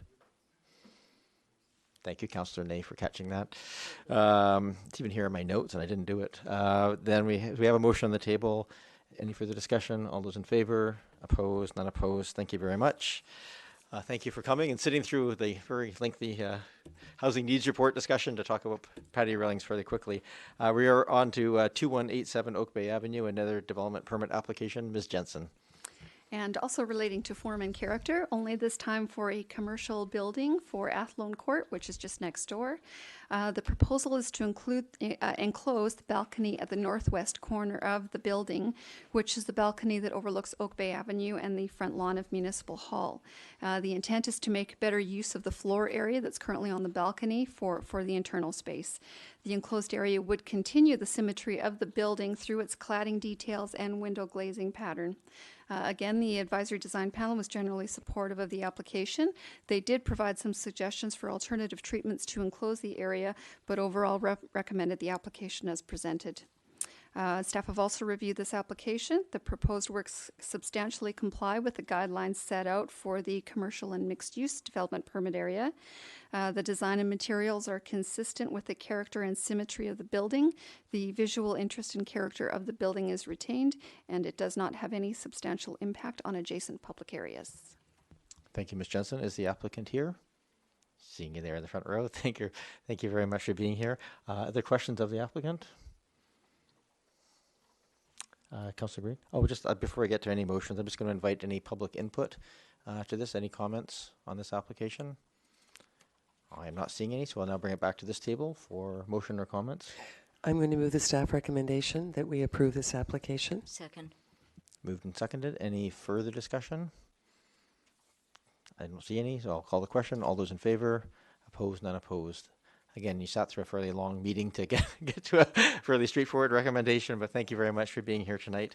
Item number 4 on the agenda is a development variance permit application, which is for 2643 Cavendish Avenue. Ms. Jensen? Thank you. This particular application would vary sections of the parking facilities bylaw in order to remove the covered parking requirement for the property. The owners have applied for a building permit for interior renovations for a 1912 single-family home. However, building permit review also takes a look at all the bylaws that are in place for the district, and in this instance, the impacts would affect the requirement for covered parking on the site. So in order to undertake their renovations, the owners are requesting a variance to remove the covered parking from the site. The property itself has been modified over the years. In 2008, the existing carport was removed from the rear yard in order to install a sports court. That covered parking was not subsequently provided elsewhere on the site. Staff have reviewed the site to determine if other siting options for covered parking were available. Any of those options, however, would result in additional impacts. So, for example, increased paved surface to carry parking into the rear yard, or impacts to the streetscape if a carport were constructed next to the home. In any of these situations, it's likely that parking will continue to be maintained in its current location along the side of the house. Based on that review, staff consider the proposal to be supportable as it will have the least impact on the site and has little to no impact on adjacent neighbors. Okay, thank you very much. The applicant is here, I see. Is there any questions of the applicant, Councillor? Well, not or really. staff? Yeah, of staff, Mayor, through you. I'm in support of the staff recommendation on this, but just in reference to the statements Ms. Jensen made, I'm just wondering about the whether applications are required to install sports courts in yards. Ms. Jensen, is a building permit or other permit required for? No, it's more landscaping. It was wrapped into a building permit at the time because it involved the removal of the carport in the rear of the property at the time. Thank you. Councillor Zelka? Thank you very much, Chair. I want to speak in favor of the staff recommended motion. But I did have a question through you to staff. What is the age of the building? Any idea when it was built? And Ms. Jensen? Is there a heritage aspect on the building, please? 1912. Thank you. Any other questions? Applicant, no. Anybody from the audience wish to speak to this application? Not seeing anybody. We'll bring it back to this counter table if there's anybody who wishes to make a motion. Somebody? I will move staff recommendation. Moved and seconded. So the process here is that at this point it will go out for neighbor notification. And probably in January, because we need at least 2 weeks' time, it'll come back to this table for consideration by council along with any correspondence that's received. So with that commentation, all those did I call the question already? No. All those in favor? Opposed? None opposed? Thank you very much. Move adjournment. Second. So fast. Thank you. Moved seconded. All those in favor? Opposed? None opposed? I believe we need a minute just to switch the camera, so we take about a 3-minute break. If people can just want to grab a update to water or anything, you're more than welcome to just come back to this table. Thank you.